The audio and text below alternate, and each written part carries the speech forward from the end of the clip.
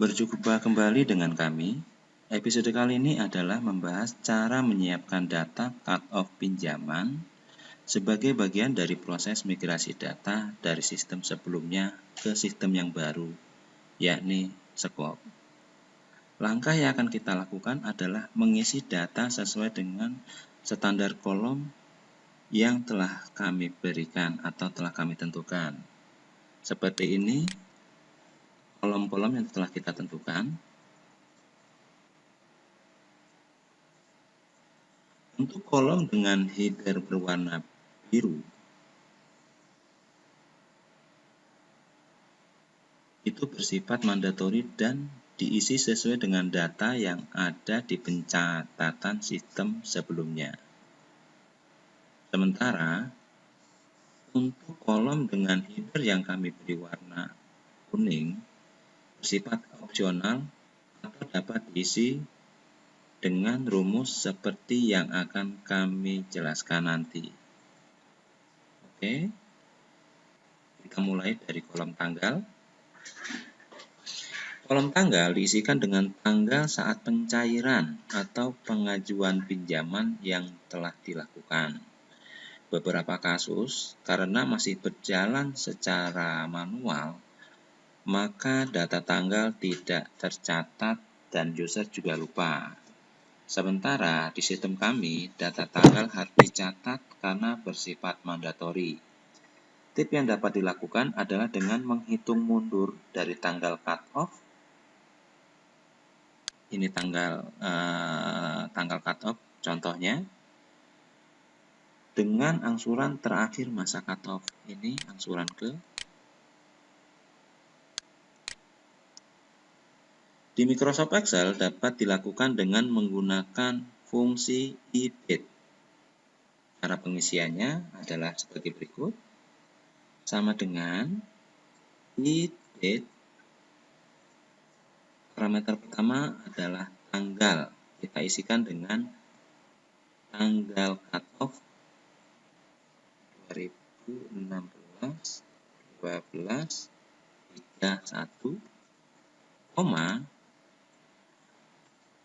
kita ambil angsuran ke, ini adalah kolom angsuran ke, kurung tutup, tekan enter.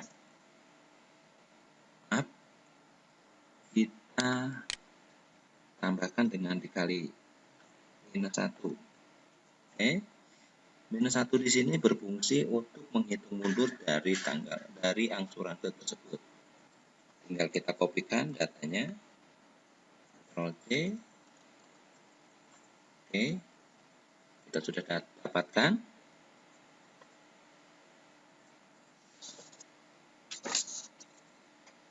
Kemudian kita masuk ke kolom bunga. Untuk nilai bunga diisikan berupa presentasi dari bunga. Penghitungannya adalah bulanan. Kemudian untuk tipe bunga, data yang diisikan adalah A untuk data anuitas, untuk tipe bunga anuitas, F untuk tipe bunga flat, E untuk tipe bunga efektif, atau M untuk tipe bunga manual. Untuk kolom pokok bunga, data diisikan dengan nilai default 0 apabila jenis bunga bukan jenis manual. Karena nantinya sistem akan menghitung sendiri secara otomatis untuk nilai pokok ataupun bunga sesuai dengan jenis bunga yang dimasukkan. Oke, kita kasih nilai 0 sebagai nilai default. Kita kopikan. Oke, bunga juga kita kasih 0. Kopikan. Oke. Untuk total angsuran adalah jumlah dari nilai pokok, bunga, dan admin. Untuk pengisian dapat dimasukkan dengan menggunakan rumus sum. Sama dengan sum, kurung buka, kolom pokok, tekan shift, kolom bunga, kolom admin, kurung tutup, enter. Kita kopikan. Oke. Untuk kolom NB pokok adalah nilai pokok yang sudah tercatat dalam data pembayaran anggota. Ini untuk tipe bunga bukan manual, maka kita cukup memberikan berupa formula, yaitu sama dengan pokok dikalikan dengan angsuran ke, enter. Kita copy, kita paste. Oke. Untuk tipe bunga, untuk NB bunga adalah nilai bunga yang sudah tercatat dalam data pembayaran anggota. Pengisian dapat menggunakan rumus seperti ini, sama dengan bunga dikalikan dengan angsuran ke, tutup, enter. Sama dengan bunga dikalikan dengan angsuran ke, enter. Oke.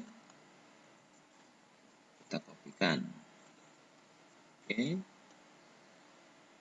Untuk NB jasa sama, kita kalikan dengan admin di sini.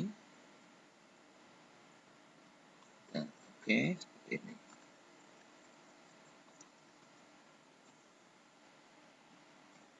Untuk formula yang kita isikan seperti ini, itu adalah apabila tipe bunga dari data tersebut adalah bukan manual.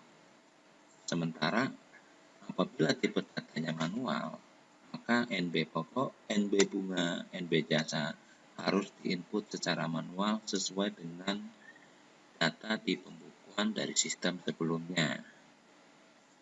Untuk sisa pinjaman dapat dimasukkan dengan nilai 0 sebagai nilai default yang diberikan apabila tipe bunga bukan tipe bunga manual.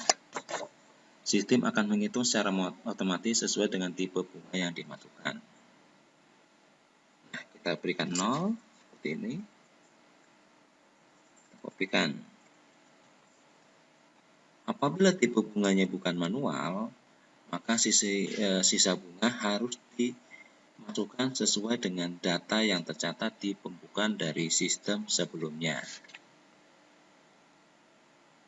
Setelah semua data diisikan, maka langkah berikutnya adalah menyimpan data tersebut dalam format teks atau CSV file. Untuk itu, tools kami sangat berguna untuk proses ini. Caranya adalah klik menu Sum Invoice Add-in, kemudian klik toolbar Export CSV, maka muncul jendela dialog ekspor data ke CSV file. Nah, ini nama file adalah nama file tujuan yang akan kita simpan nantinya. Oke, di sini kita contohkan adalah di myfile.csv, atau kita bisa lookup seperti ini, tinggal ambil nama direktorinya atau nama file yang akan kita ambil sebagai file tujuan. Nah, untuk seleksi data, masuk ke kita klik ke kotak teks seleksi data, kemudian kita pindahkan kursor ke kolom nomor seperti ini, tekan, tahan, oke, seperti ini. Nah, ini kita dapatkan yaitu range dari tipe data yang akan kita ambil. Terus kita tentukan kolom pemisahnya. Di sini ada koma, kolon, atau titik 2, atau semikolon, atau titik koma, atau pipe, tanda pentung, asterisk, bintang, atau tab. Kami biasa menggunakan pipe atau tanda pentung sebagai pemisah kolom. Kita pilih pipe. Nah, di sini kemudian kita buka lokasi file setelah proses selesai dilakukan.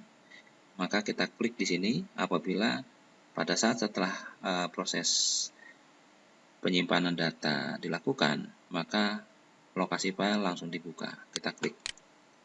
Kemudian kita tekan tombol save. Sudah diproses.